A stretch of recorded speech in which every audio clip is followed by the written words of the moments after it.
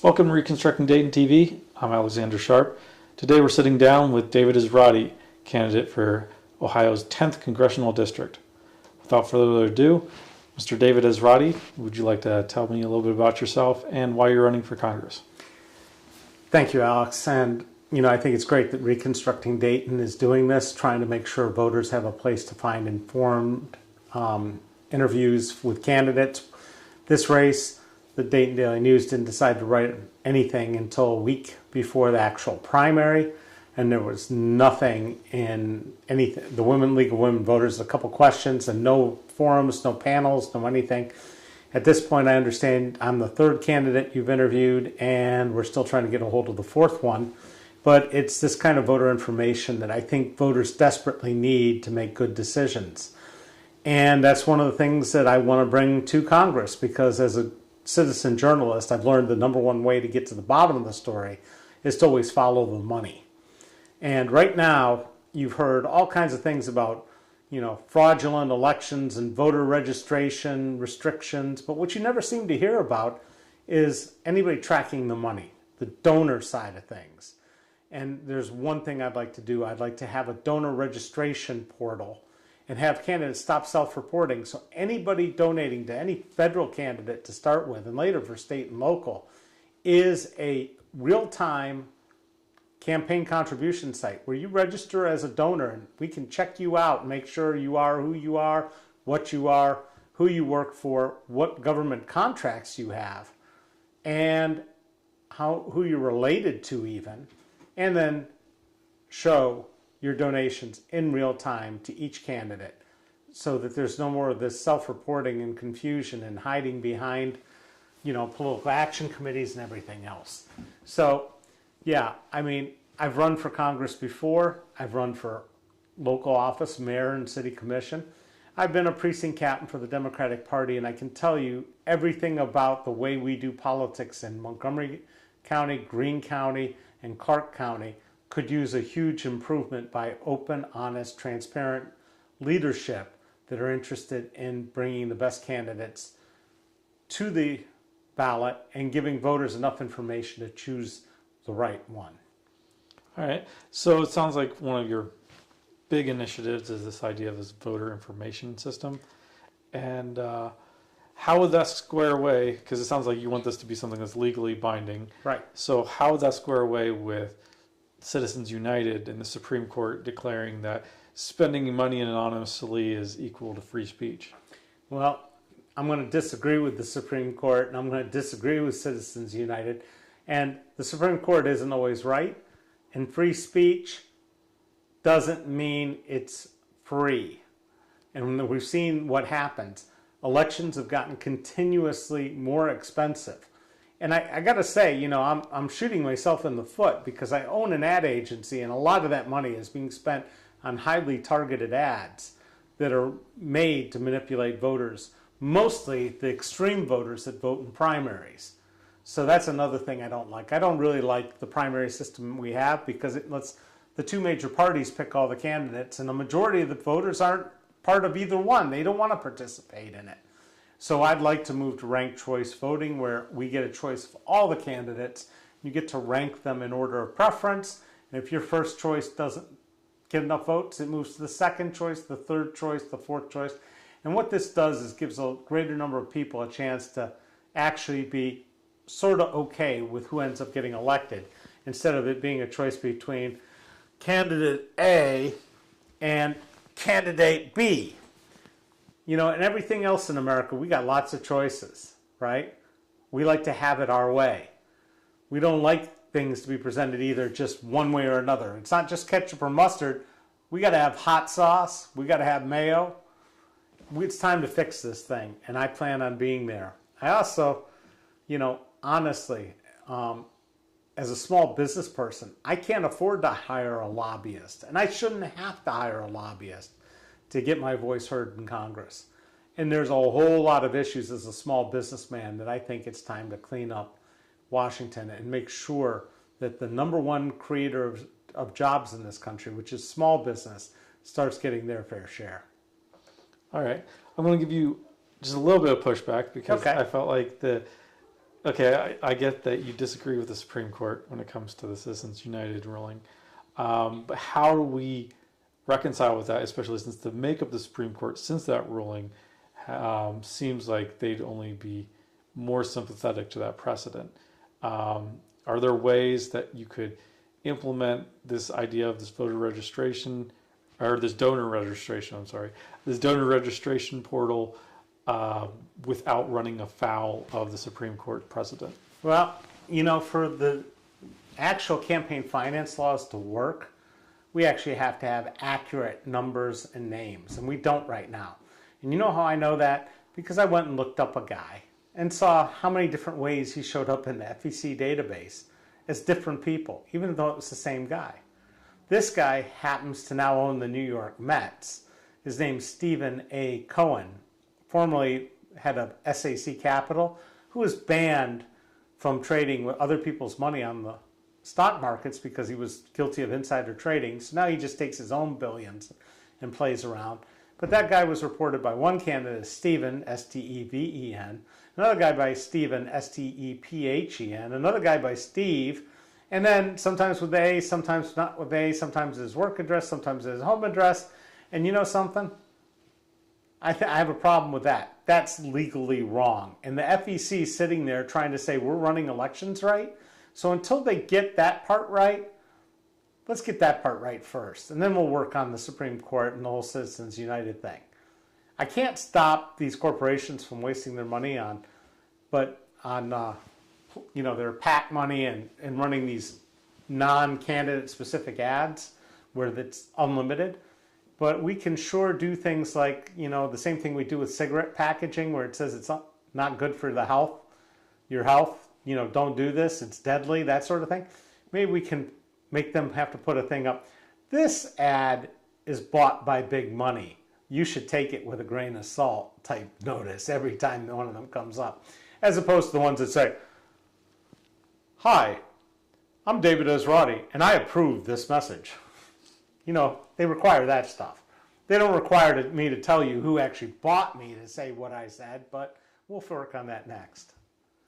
Do you view the problem of money in politics as the most important issue that you have to address as a congressman, or is there some other big issue that you think is the most important? There's lots of issues right now in this country. I mean, we're coming apart at the seams because we've got the two extremes yanking at us, and it's being fed by AI algorithms that are telling people the same stuff over and over in these virtual echo chambers online, and people are getting more and more upset. And we got all kinds of problems. But, as a citizen journalist, again, it's follow the money. And the money will tell the story. And once we start talking about it and getting it straight and getting things serious, we're going to still be in trouble.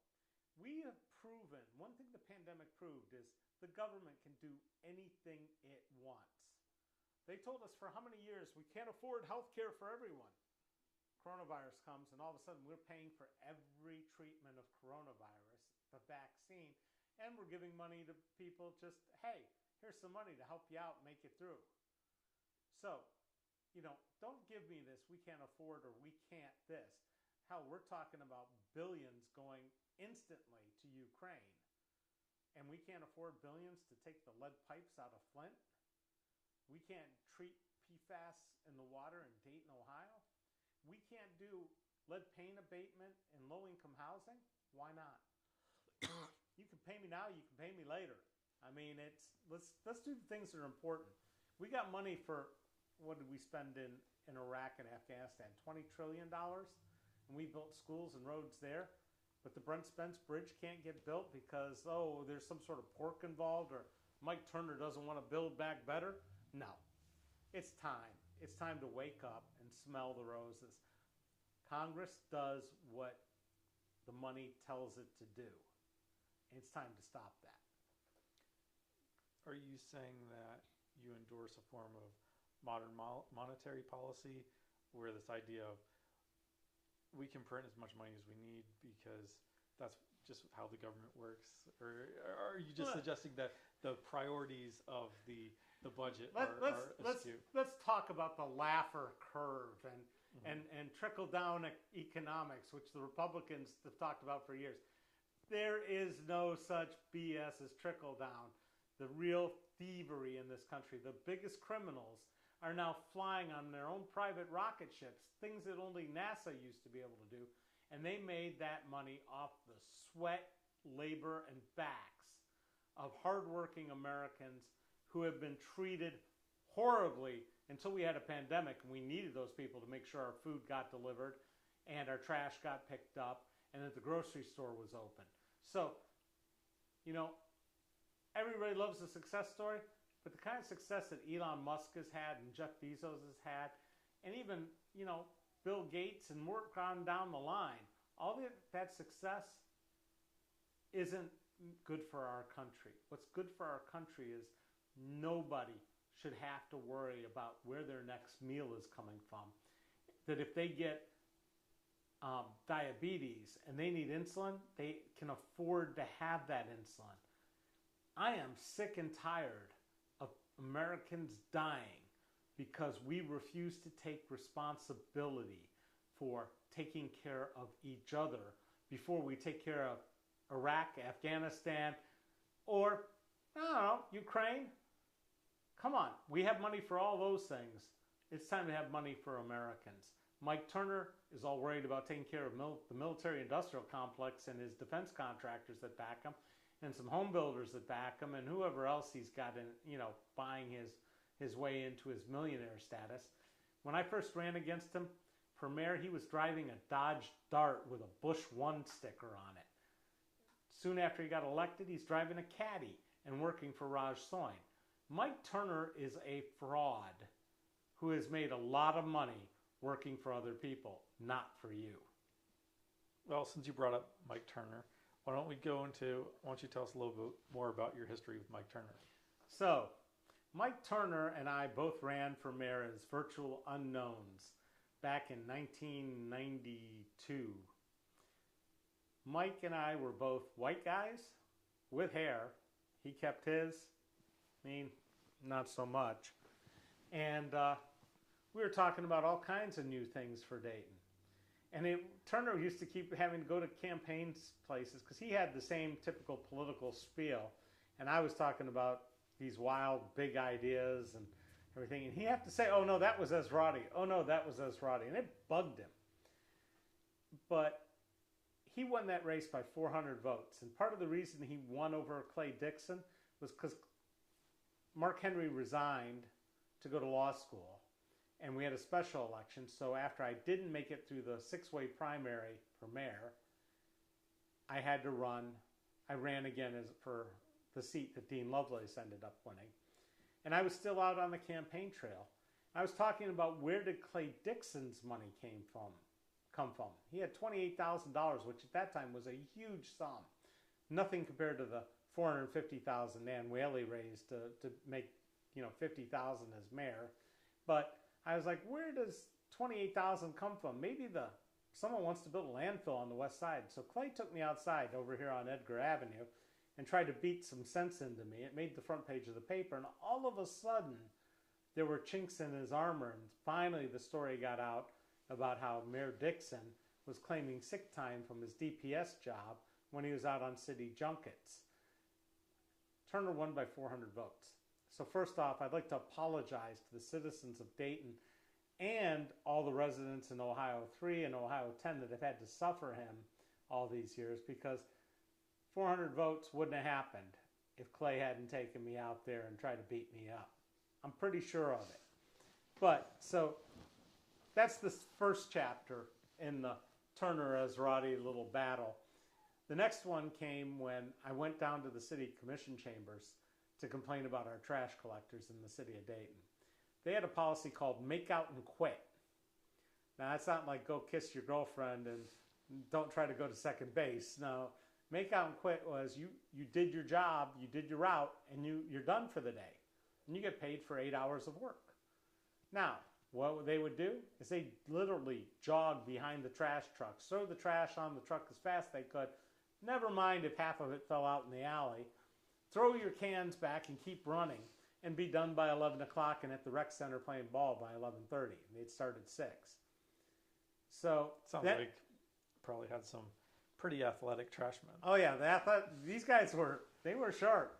So then on Saturdays they'd do us a big favor and come out with a trash truck so that we could ride on the back of a trash truck, the citizens of the neighborhood of South Park, and pick up the trash that they left. And half the time they'd show up with a truck that was half full, so they'd have to leave and then come back, and we'd all dissipate and whatever. Or, we'd do it, and they'd get paid for a full 8-hour day at time and a half. So these guys were getting paid 56 hours worth of work for working 30. And I'm filling out this huge time card in front of the commission. And somebody, probably Tom Ritchie, who was the head of AFSCME at the time, said, "We can't have this. That's too effective. That's a problem." So they had a meeting on a Monday. Now, the city charter says you only meet once a week on the regularly scheduled day, which is a Wednesday. So they had a meeting, and they discussed 28 different ways to eliminate citizen participation at the meeting. And one of the biggest ones was make sure the cameras aren't on when Esrati's speaking, because he might bring a sign that, a demonstration that just is a little too heavy duty for them. So I didn't know about this meeting until the reporter called me, Laura Bischoff, and said, "What do you think of this?" I said, "What meeting did they have? There's no meeting on a Monday." "Oh, yeah, every Friday they send out a notice via fax to all the news outlets and have this, using the emergency protocol, to have a work session on Monday and discuss what they're going to do on Wednesday." I'm like, "That's illegal." They've been doing it for years. And they did what? She faxes me the handout. I look at this thing, and my quote that was in the paper on Tuesday says, "It's obvious they don't want to see the faces of the people they represent." So come Wednesday morning, I hadn't finished with my time card, so I had it with me. I called the chief of police the night before and said, "Hey, I'm going to be putting on a black balaclava, a mask, when the meeting starts." And he said, "You do whatever you got to do." So I go into the commission meeting, I stand for the Pledge of Allegiance, I stand for the invocation, I sit down in my normal seat, my time card's there, I take my glasses off, I put the balaclava on, I put my glasses back on, and every time I exhale, the glasses fog up. Anybody who wears glasses learned about that during the coronavirus. And I sit there still. I'm not moving. I'm not even breathing deep. Because there's a couple cops in there with guns, and, I might look like a terrorist or something. But all you can see is my eyes. Turner starts laughing. The woman at the podium says, "Shall I stop?" And he's like, No. Calls over the acting city manager, Maureen Perot. She comes up to him. And pss, pss, pss. She goes to the back of the room, talks to the chief of police. Next thing you know, the police major, Major Stusik, comes up to me and says, "David, would you step outside and talk to me?" I go out with him. He said, "Take the mask off." I said, "Sure." He said, "You can't wear a mask in the city commission chambers." I said, "It's a public meeting, Mark. I'm standing here. I'm protesting. It's symbolic speech. It's protected by the First Amendment. It's a public meeting. You should be talking about them having illegal secret meetings and arresting them." He says, "Well, I'm told I got to arrest you if you go back in there with a mask." I said, "And what are the charges going to be?" And he looks at me and says, "I really don't know, but I'm going to have to arrest you." I said, "Well, I'm going to go back in. I'm going to sit down. I'm going to put the mask back on." So I go and do that. And this time, Mark comes with the chief and 2 other officers, and they take me outside, and they ask me to take the mask off this time. I'm like, "No."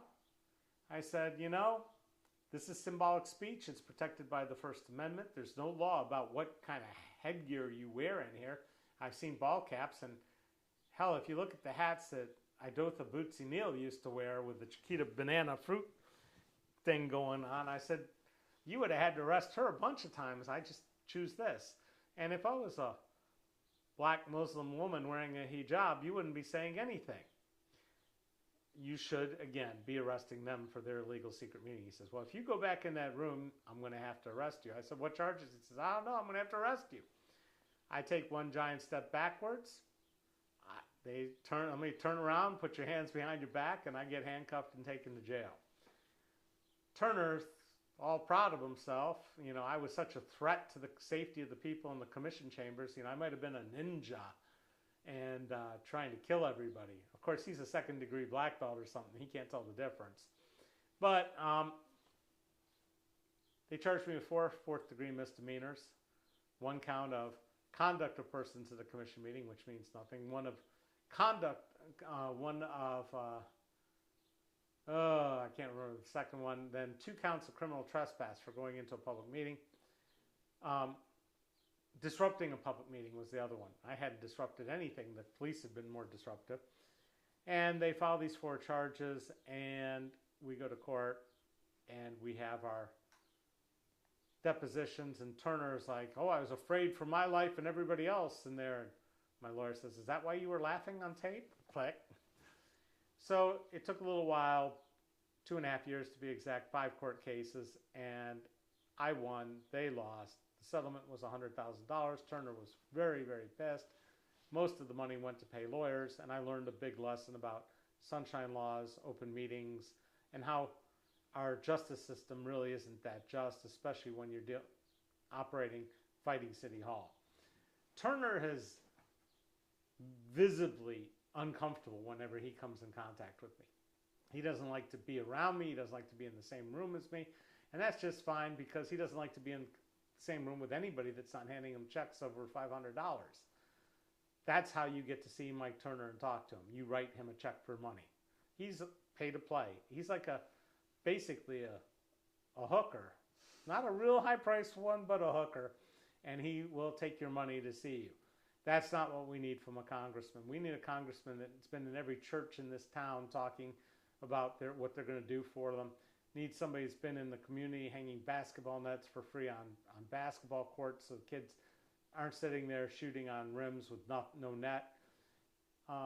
That initiative guilted the city commission into fixing our basketball courts, and they spent over $1 million resurfacing them and putting up new rims and poles and backboards. But, I've been doing this for a long time. I've been fighting City Hall. I've been fighting the Democratic Party, which likes to do things in secret.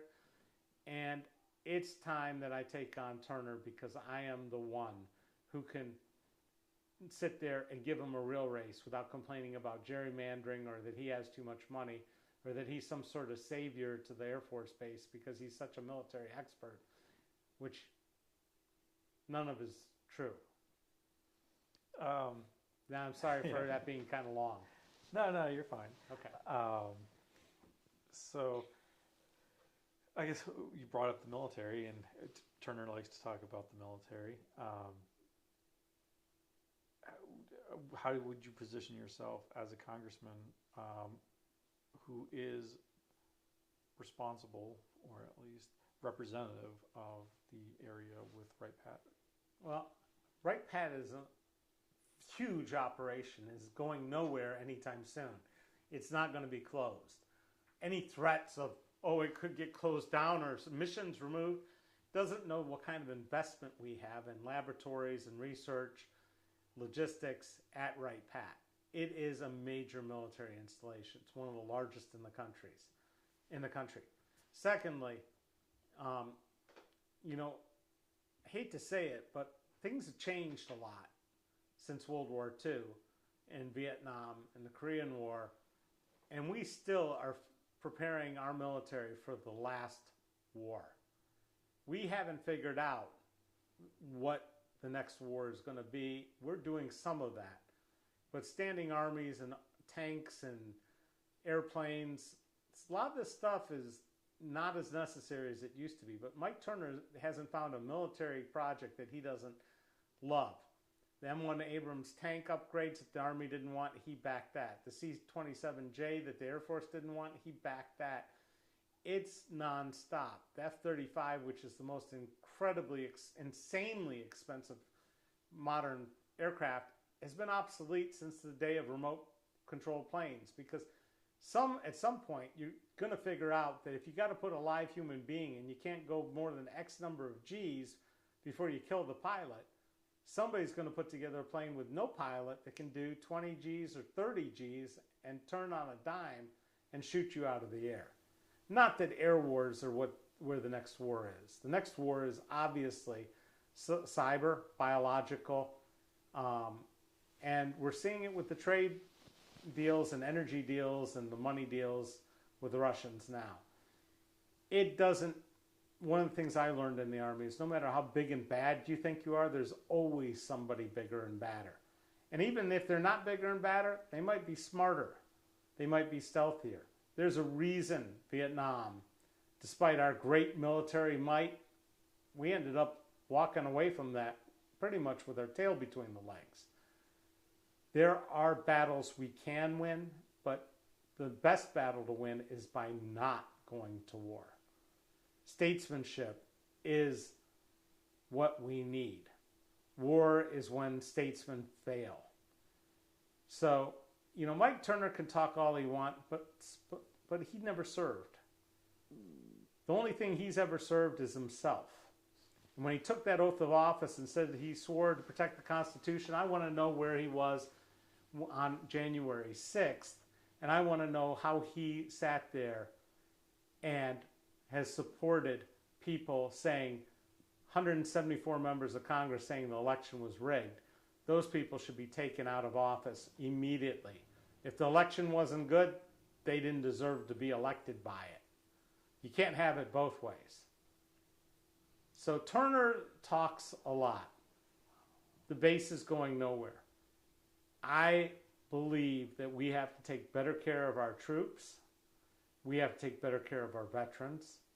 And we have to have a military that is truly effective. Now, I'm for an all-volunteer force, but I'm also for a mandatory year and a half of public service upon graduation from high school, where every kid does something to serve his country, whether it be working in nursing homes, helping take care of old people, working in preschools with our children, community gardens, and taking care of, keeping our neighborhoods clean, learning trades, going in under apprenticeships and doing things like that, cleaning our national parks. I don't care. But as being an American, it's not just being born here or just voting here. It's actually serving your country. And that's something Mike Turner's only done if it enriches him. So taking a few steps back, Sure.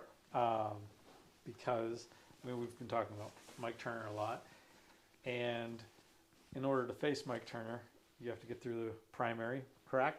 Next Tuesday. Tuesday, May 3rd. So you actually have 3 different primary opponents. Why don't you tell me why you think you would be a better choice for the district than your primary opponents? Well, I just gave a speech earlier to some people, and one of the guys says, if I knew 10% of what you knew about how this all works, I'd be mad too. I've run for Congress before. I've watched people on the campaign trail, and I've watched them flounder. The Democratic Party has no clue on how to run a candidate for any office. They're interested in the Friends and Family program and keeping people out of primaries so they can pick in the back room, and the Republicans are just as bad. So we get crappy candidates to choose from. Voters don't turn out to vote in huge numbers because basically all the choices suck. But when it comes to my 3 opponents, I have several advantages. Number one, I know how to run an election campaign at this point, and my business does that for other candidates, and they win. So I know the tools that we need to use and how to do this, and I can do it a lot more efficiently than previous candidates. We've had people spend $2 million and still not come within 14 points of Mike Turner. It's been effective. If you've seen the ads, if you've seen how they conduct themselves, the issues they pick, and how they talk about elections, we haven't had a good candidate yet. And 3 people, this is the first time they're running for office, and they think they're going to do this and be successful, they're smoking dope. All 3 of them. Because it's not easy, and it requires knowing something about what goes on and who's doing what and how it all fits together. Secondly, it takes raising incredibly large amounts of money. Now, I've never done that before, but I do know how it's done. And if I'm in a position where we're in a district that is now a little more considered purple as opposed to purely blue, purely red, I think I can take a quarter of what Desiree Timms wasted and be way more effective. Can I get past 12%? If I can get to 5%, that's a win. because I'll be back in 2 years and I will smoke them that time. We have to uncover the myth of Mike Turner and get down to the real realities of what goes on. I don't think any of those other candidates have a clue on how voter databases work, how targeted IP advertising works. Not that those are all of it, but I sat there and tried to watch one of those candidates talk, and he put me to sleep. And in the articles and the things they talk about the same old thing that people have been talking about for ages. You're not going to make any changes as a junior congressman if you're still talking about things like, I've got to bring pork to the base, or, I believe in, mandatory preschool. Those aren't the issues that we have to deal with. And those aren't issues that there aren't already people dealing with. We need people with new, creative ideas. We need people who are willing to stand up no matter what is said to them, to be able to stand up and say, no, you're not going to get away with this. And I've been at the forefront of this now for 25 years, from the mass case on to a lawsuit I filed against the school board for an illegal secret meeting, to I've got a current case against the Board of Elections for not publishing proper agendas. They give us a schedule of what they're going to do, and they're violating the law. I have a FOIA case where I've appealed to federal courts, and they're delaying ridiculously, claiming that Nan Whaley is actually working as a confidential informant the same way Joey Williams was when he ran for re-election, won, and then resigned. The FBI engaged in a crime in not arresting and prosecuting Williams as a sitting member of the commission. And to say that they couldn't find anybody but four black men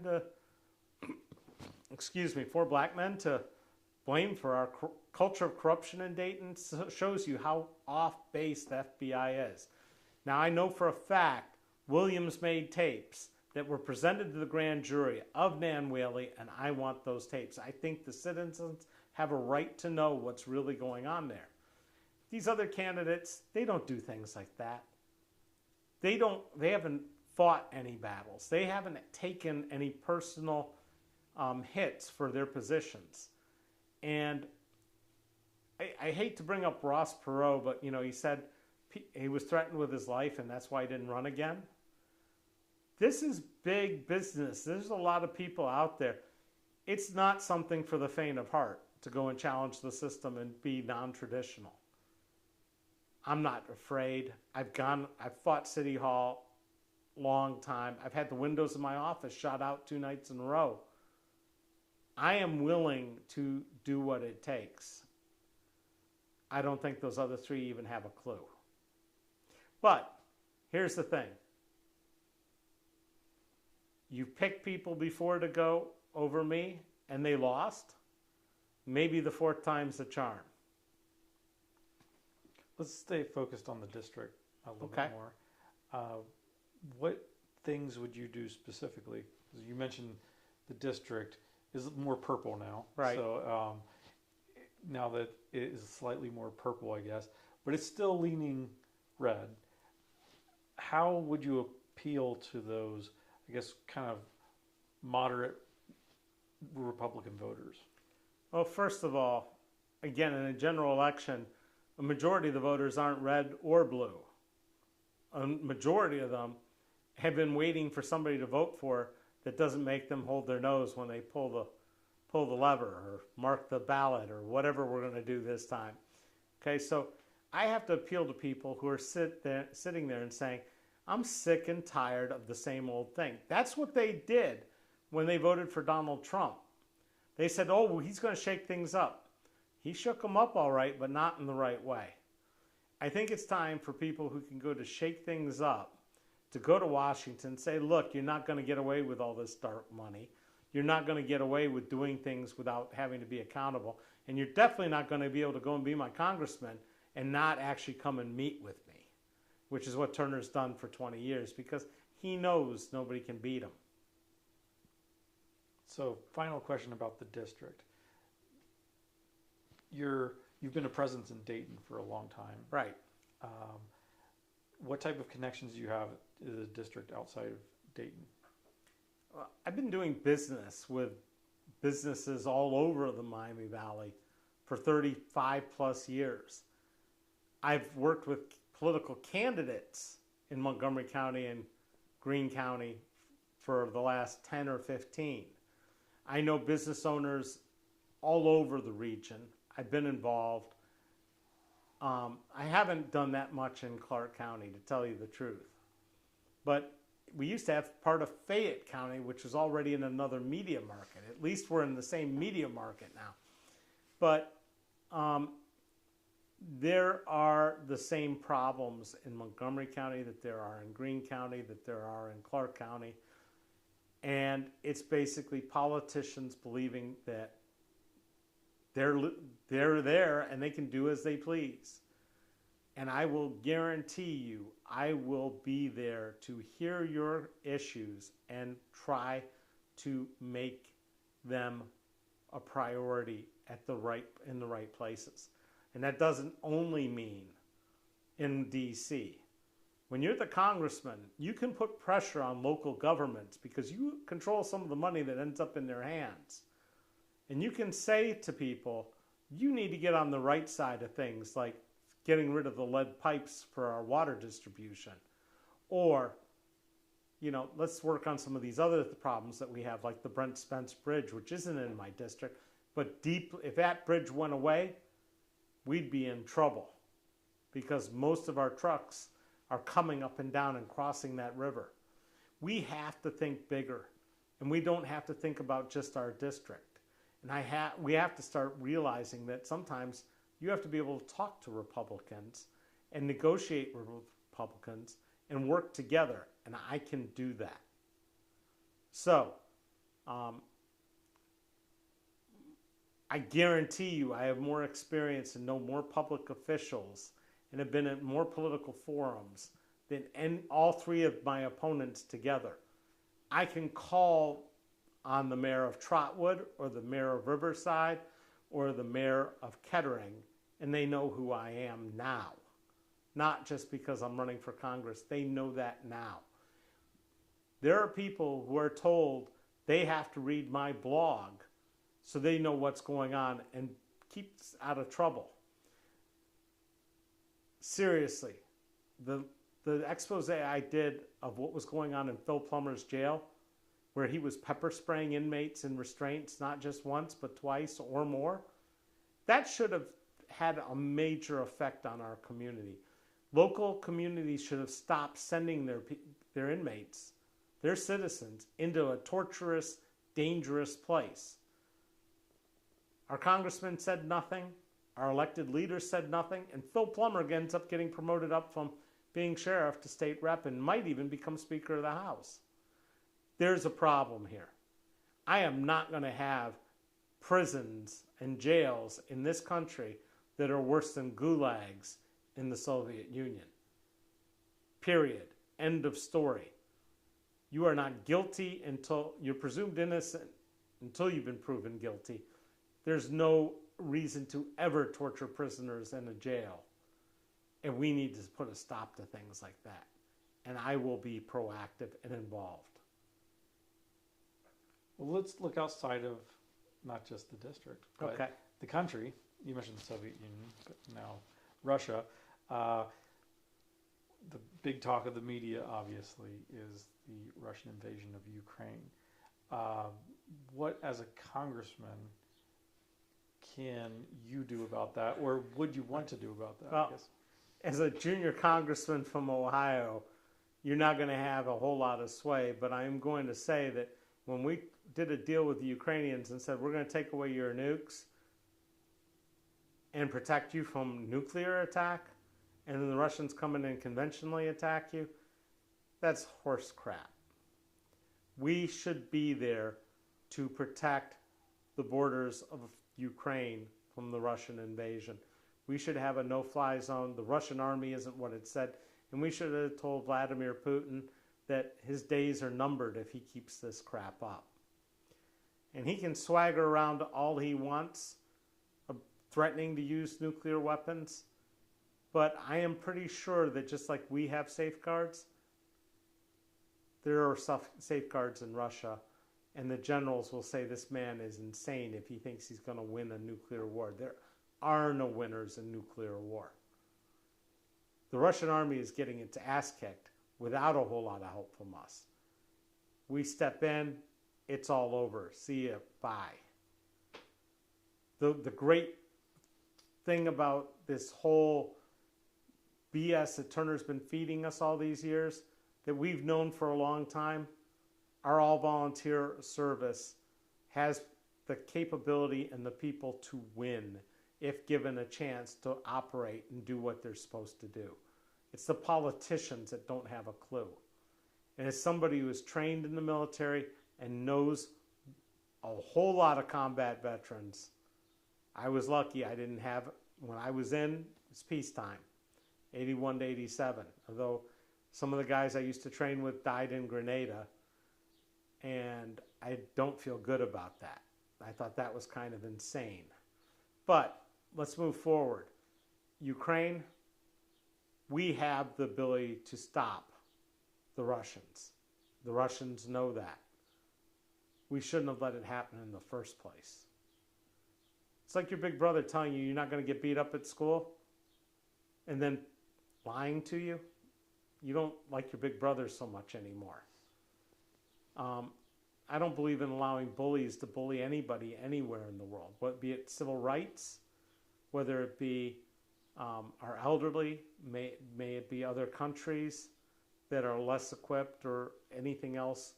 It's got to stop with this bullying stuff. War is when statesmanship fails.